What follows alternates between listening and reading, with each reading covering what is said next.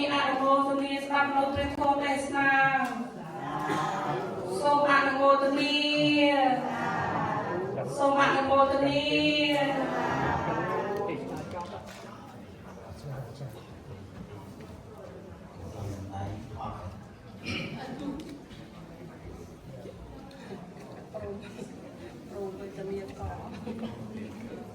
จังបន្តភ្ជាប់អំពីព្រំទៅក៏តម្រូវត្រូវលើអង្គខ្ញុំព្រះករុណាអាភិភាពទាំងពីរព្រះអង្គនឹងបានឱកាសសម្ដែងព្រះធម៌ទេសនាក្នុងរាត្រីនេះតាមលើដំណឹងមកថាសូមជាវិសាចនីសាចនីនឹងក្បួនច្បាប់នេះទៅកពីវិញអស់ហើយ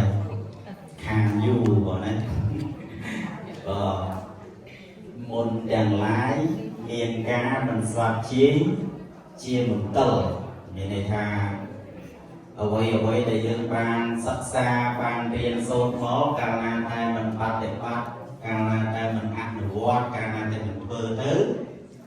ក៏ចេះតែផ្លេចចេះតែរវេះរបួតចេញពីខ្លួនយើងវិញទៅក៏ចឹងថ្ងៃនេះ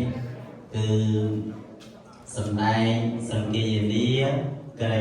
2មានន័យថាចោតឆ្លើយណា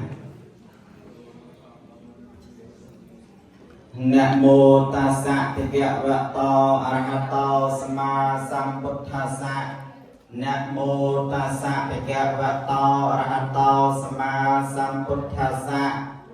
ណាមោតាសៈភគវតោអរហតោសម្មាសម្ពុទ្ធាសៈទូលព្រះបង្គំខ្ញុំព្រះករុណាសូមលើកហដ្ឋាទាំងពីរប្រណម្យនមស្ការចំពោះគុណនៃបរតនត្រ័យទាំង